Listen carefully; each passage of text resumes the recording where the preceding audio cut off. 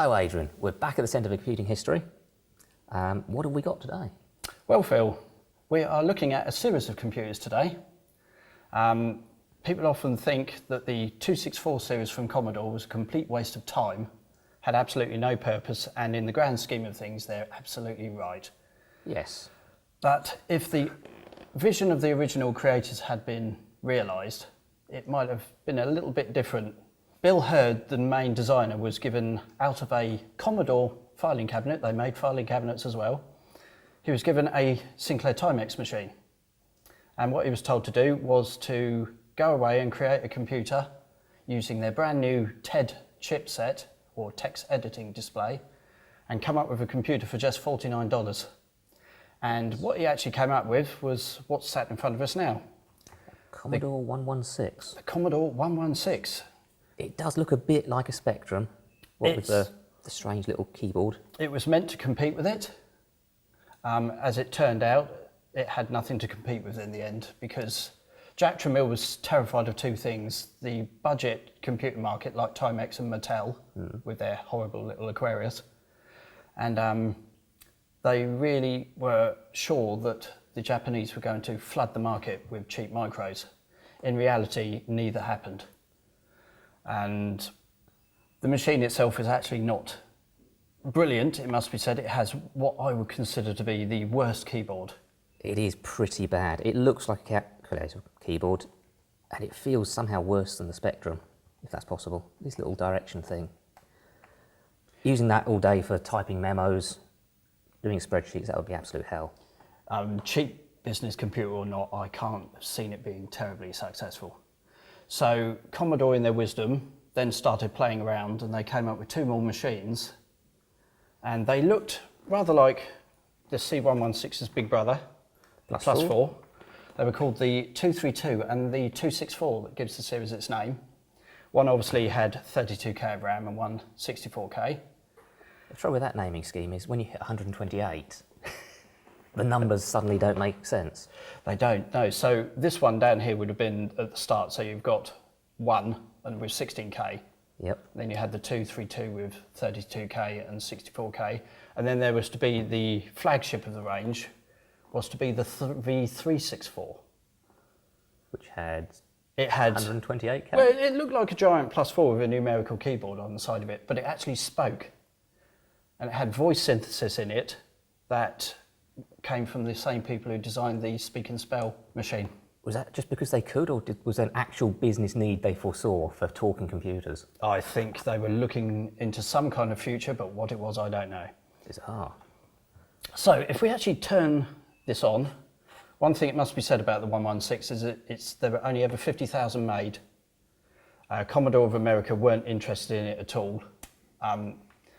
All the prototypes for the 264 series were born out of Japan. Okay. And 50,000 of these were made, and most of them ended up in Germany and Hungary. And where they didn't do very well either, because instead of being sold for $49, They were given away for free. someone decided to put 100 in front of that. Oh, So it really didn't do very well at all. So if we actually, what's really wrong with this keyboard is just how ridiculously sensitive it is. that is very, very So low key pressure needed. it's just really quite awful. They did have the foresight to include a dedicated key for the pound symbol, They did indeed, yes. which I'm sure every account who got these appreciated. Yeah. They did put a numeric keypad on, so you've been cursing them as well, Yeah. but still. One thing with the early 264 models, they all had this little joystick thing on here. Very MSXy. So that was supposed to be your inbuilt joystick. Nice. The Plus 4s is a bit better because that's on separate buttons, but this is on one rocker and just doesn't work at all well. So You could presumably plug an external joystick in. you could, yes, they have their own We've got range one of joysticks. over here. Branded. Very branded, nice. And they're awful because they don't have a fire button on the front, so You're holding it the wrong way, surely. no. And you'll see if you look at the plug on the end, It's dinky. it's a tiny little DIN plug. Most So you could, computers of the day, if they had inbuilt joystick ports, would use the Atari type, the 9-pin. D9 plug. But as you can see from the machine, it literally it does not have room for those, which is cram everything into tiny, why tiny they ports. came up with, and the cassette port has one as well. So Unpleasant. it is unpleasant. Put that to one side. Now there is actually a picture coming up of the board of a 116. I'm not going to take this one apart because it's got a dirty grate heatsink that covers the whole board. And you can't see anything. It's got heatsink gunk that comes off of a little prong onto the main chips. I don't really want to mess with that. Yeah. But what we can do is we can show you inside This one here. one of the successors. So what basically happened is nothing. So the 116 was quietly binned off to Europe. Well, they didn't sell them. The 232 was abandoned after only a few prototypes were built. And the Commodore Plus 4 was born out of the V264. Okay. Now, instead of selling this for the intended price of $79, they decided to sell it for nearly $200, which was more than the Commodore 64 cost at the time.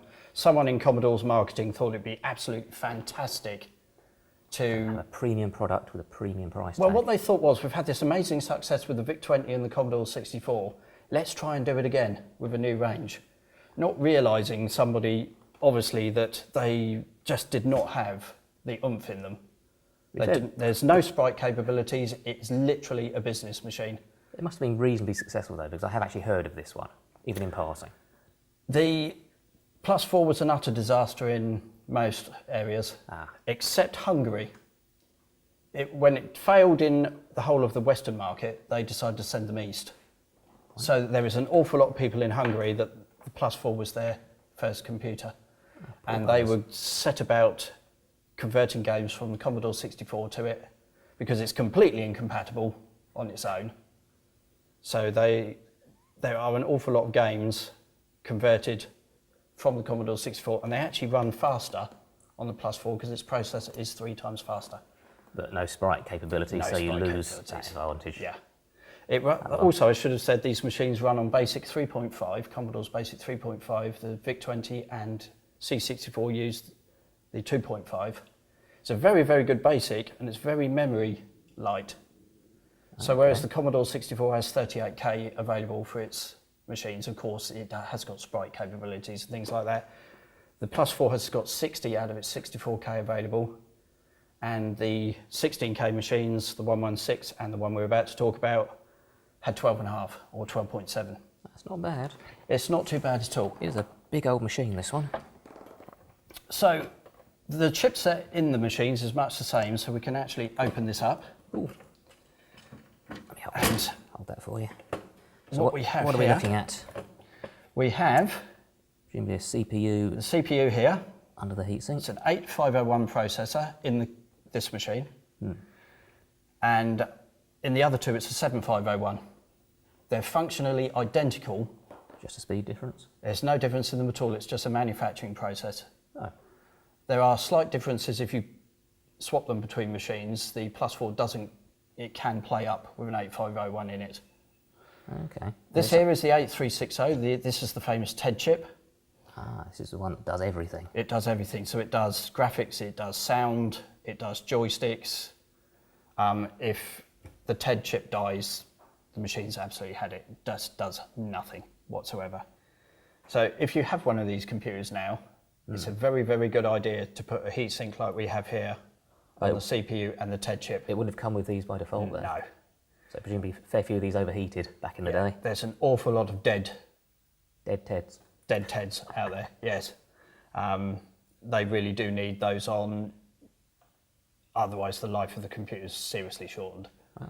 Presumably these other socketed ones are less critical. These are less critical, so we've got the PLA chip here for its addresses. We have the kernel ROM here for its operating system. Okay, so that loads from tapes and discs and whatnot. It does indeed. And then you have down here the chip for its basic. Nice. It's various RAM It's bits. like a fairly large board. It's a so fairly few large chips. board. The original designer of this, Bill Hurd, the 116, is not a fan of the Commodore 16. He sees it as somewhat of the... Not his greatest work. No, he's one word that he's put about in the past is sort of inbred. Wow.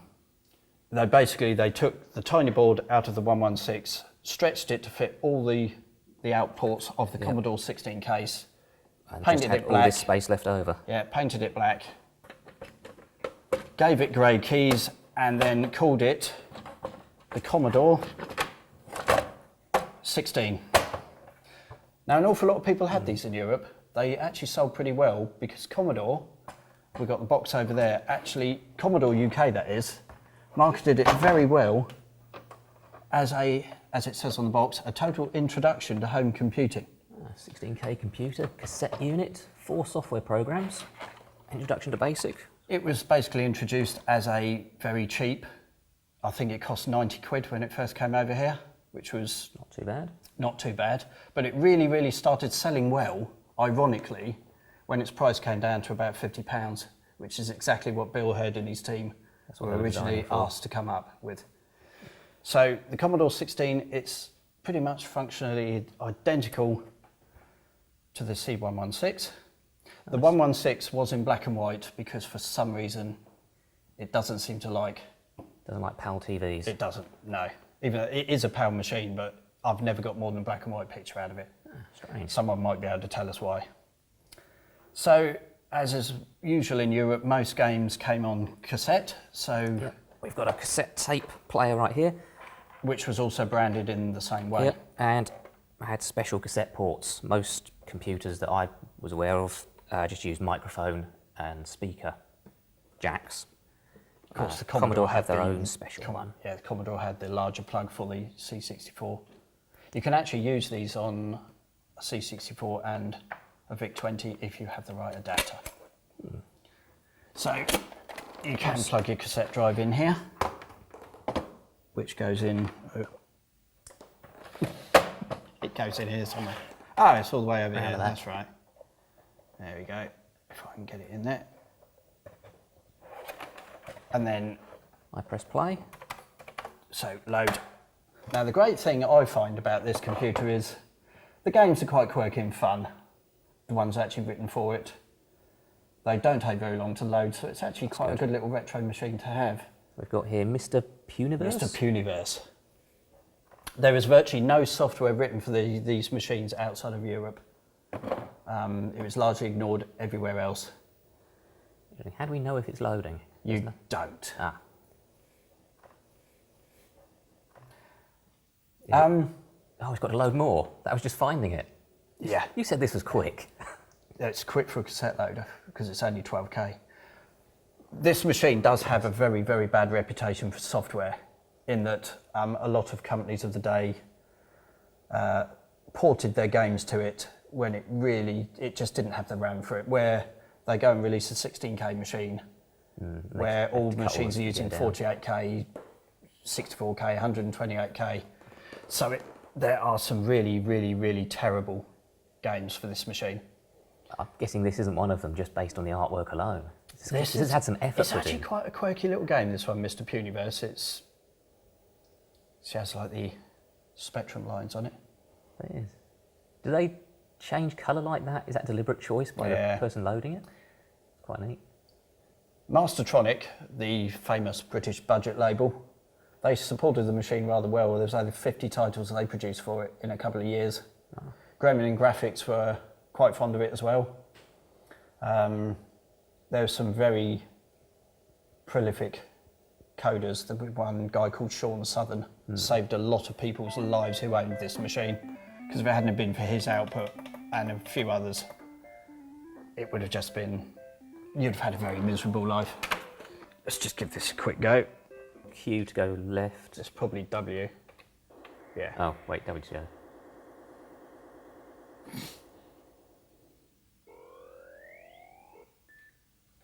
Oh, I can't stop going left. That's a problem. Well, you did have your finger down on it. If I can tap it once.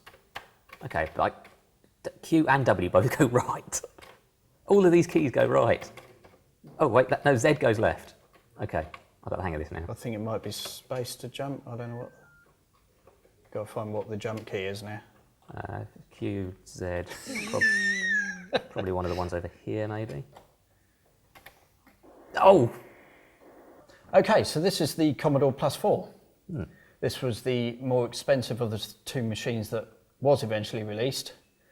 And we said the C116 was binned off to Europe. The C232 and the computer that gave the series its name, the 264, only reached prototype stage. And then the marketing people get involved. And it became successful? And no, it didn't. What basically happened was they thought if they shoved some very, very basic office software into the 264, that it would be worth another $100, which put it just above what the Commodore 64 cost at the time. It's not a bad idea. Sinclair tried the same with the QL.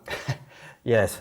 So instead of having two cheap business computers with a top machine in the V364, they ended up with a very strange Commodore 16, which is a hybrid of the 116. As I say, they came up with this one. And it's interesting in a few ways. It's certainly a nice looking piece of kit. Yeah, it has identical chipset to the other machines. So this time it's got a user port on the back here. That's handy if you want to plug one of these in. Which is Great big disk drive. Its own disk drive. So this is the 1551. It actually loads disks 3 times faster than through the serial port. You can still attach normal Commodore disk drives to it. That's not bad. But Commodore disk drives are notorious for being slow loading. And the benefit here is this is actually really quite fast. You said that about the tape though, so I'm not Right. holding hopes out. So let's turn the machine on, if I remember where the switch is. Right. So we've got a very easy command there. Slowed star, comma 8. Yeah.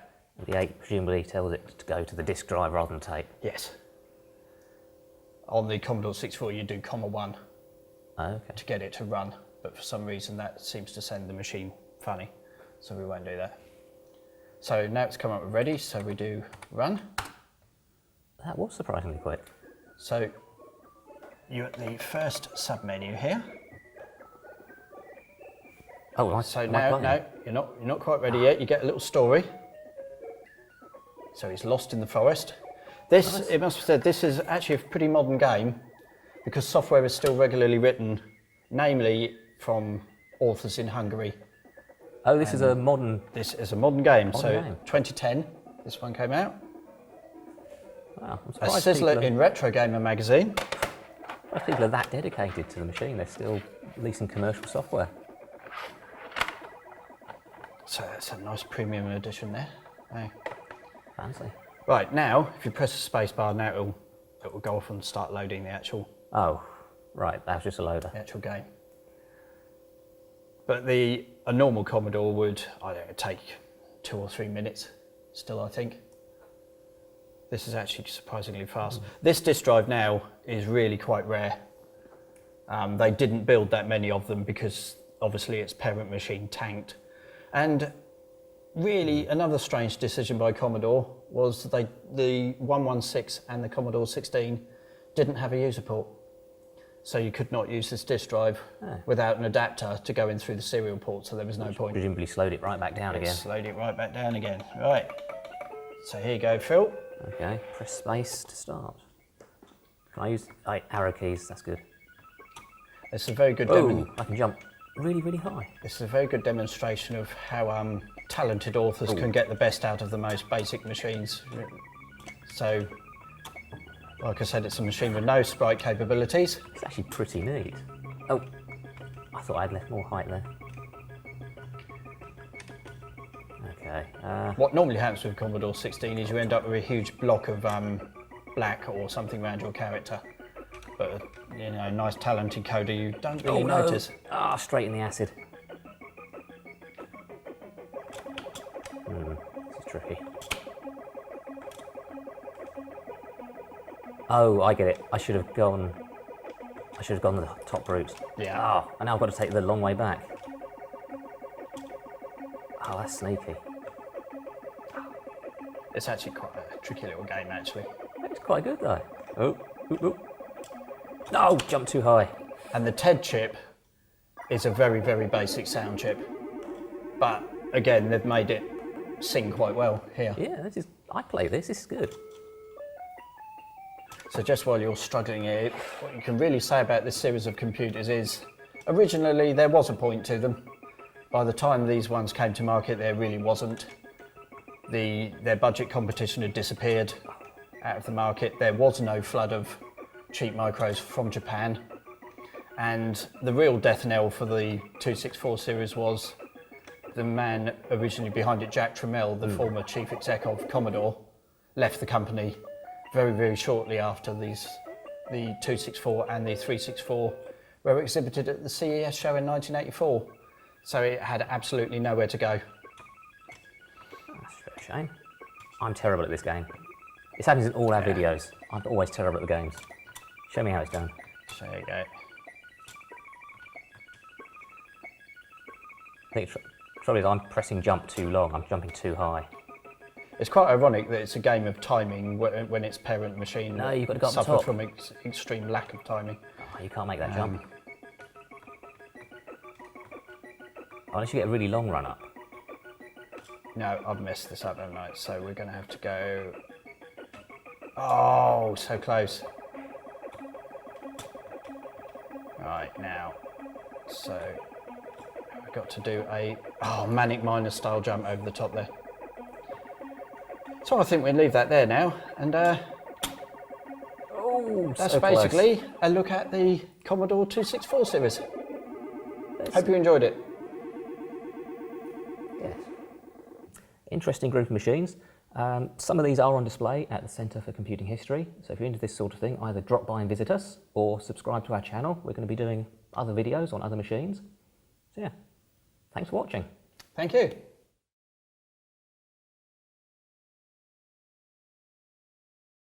If you're still with us, we're going to show you a little Easter egg that's hidden inside this machine. It's a very early Easter egg, I would say. So if you type a certain command into any of the 264 machines, then this happens. 4 names appear. Presumably these are the chaps who created the machines. Yes, so the top one is Freddie Bowen, who did the kernel. You've got John Cooper, who did the BASIC and the other drivers. And then you have Bill Hurd and Terry Ryan, who were responsible for the design. Nice little thing they left in there.